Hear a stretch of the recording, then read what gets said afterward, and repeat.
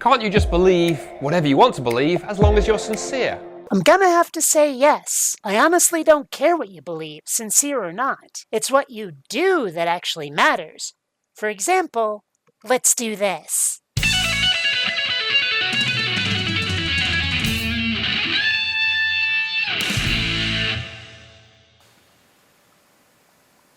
Greetings, fellow space travelers. BionicDance here. Over the years, I've come to really hate you, Andy. And it's not some fiery rage. It's more a weariness. Yes, I've grown tired of responding to you, and I never would again. But you keep saying the stupidest shit that absolutely needs a response, lest the world not see a counterpoint to the utter flotsam that spews from the dog's anus at the bottom of your face. No offense.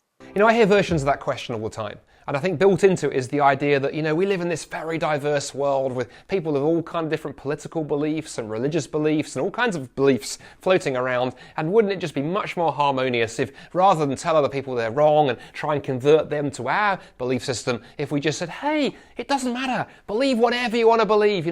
Be a Muslim, be a Hindu, be a Jedi, be a Christian, be whatever, as long as you're sincere. I think we all know which one I would choose. If it were real, I mean. That said, though, why can't we let people believe what they want to believe? As long as nobody gets hurt, I mean. Hell, sometimes it totally works out. I used to date this Wiccan chick who'd sometimes sit around with candles butt-ass naked. I kind of like that belief. Well, of course, what could be wrong with that approach to the world is it mistakes sincerity for reality.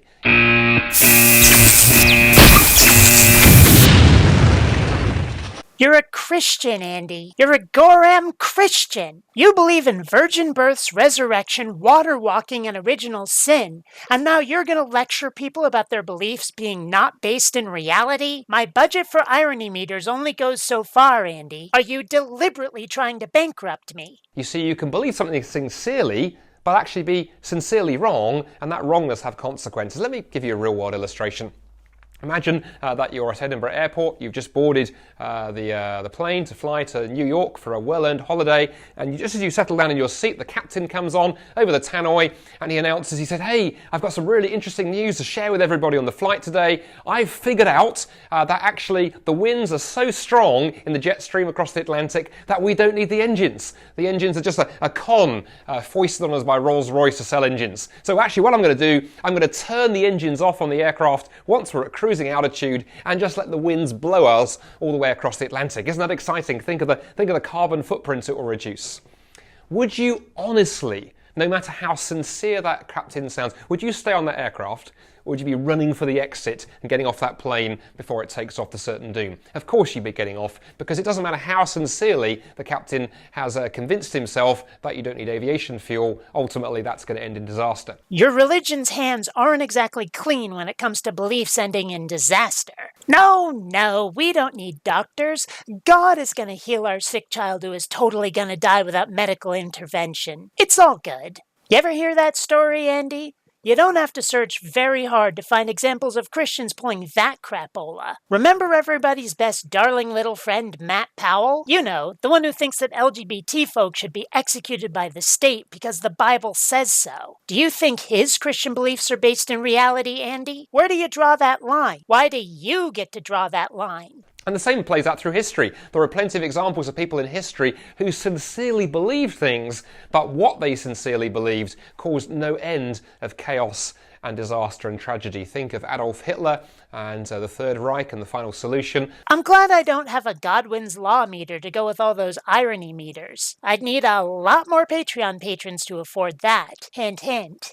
Or think of Joseph Stalin and how his attempts to apply communism to the Soviet Union resulted in the death of hundreds of millions of people. Religious people do love to bring up Stalin, don't they? Andy didn't say it, but this is always a dig at atheists because Stalin had no God belief. Of course, there's no mention of wars or genocide started by religionoids in their examples, are there? Sincere or not, how based in reality can your beliefs possibly be if you're picking and choosing which bits of your religion you're willing to acknowledge? You can be sincerely wrong, It's very, very sincerely wrong and hurt all kinds of people in the process. And that's been my point for years, Andy. I don't care what you believe, as long as you don't hurt anyone. I make these videos debunking religion in self-defense, specifically because I see people believing in bullshit that they use as an excuse for their bad behavior. If you can share and play nicely with the other kids, I don't care what you believe. But that doesn't seem to be your position on the matter, Andy. You think that people's beliefs should be based in reality. But where do you draw that line? And why does the great and wise Andy Bannister get to choose it for us?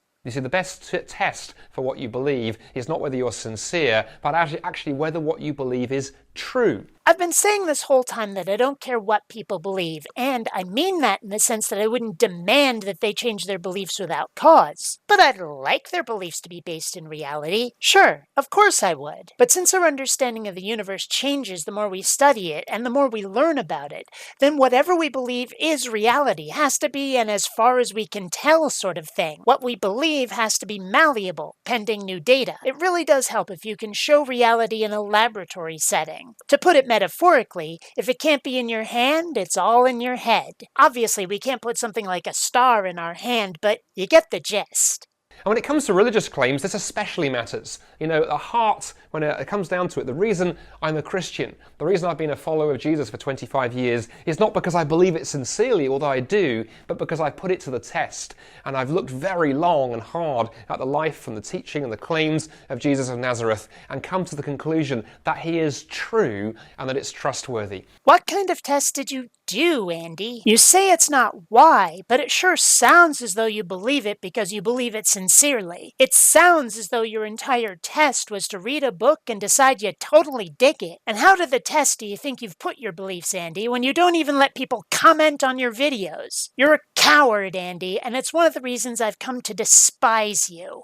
But I guess the ultimate problem with making it all about the sincerity of a person's belief, no matter what they believe in, is of course it makes it all about me. It becomes all about how sincere I am, how intense my faith is, how passionately I believe something. And again, it just makes it very, very me centered. Does it? How do you figure? Sure, the belief might be my sincere conviction, might be your sincere conviction, and in that sense it might be self-centered, but that doesn't address the belief itself. My sincere belief is that I ought to be nice to other people because that makes the world a better place in which to live. How me is that, Andy?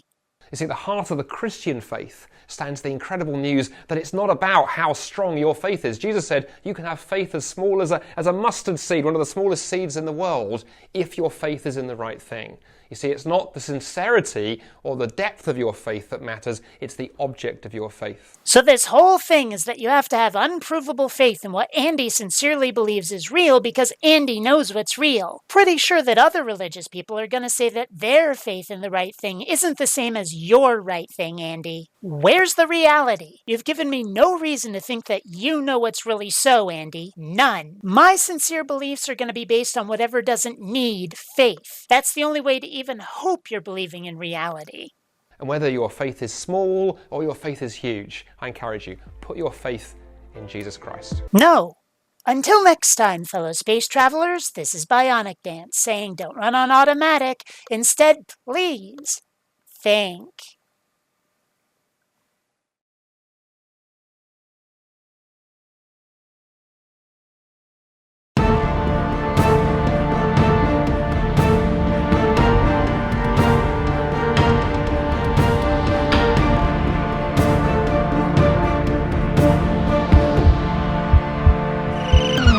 Dewey, what the hell are you doing? Get out of the way! Sandra, this isn't right. There has to be a better way to make money than taking these assassination contracts. Like what? What do you have in mind? Well, have you ever considered Patreon? Patreon? Where people donate money for those videos I'm in? Do you really think that'll pay the bills, Dewey? Well, if people want to prevent a few international incidents, I'm sure they'll be willing to contribute.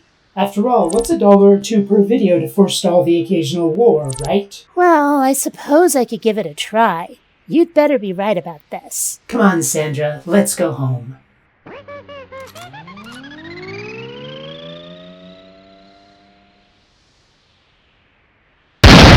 Sandra! What? He was right there. I'll start that Patreon thing tomorrow. Promise.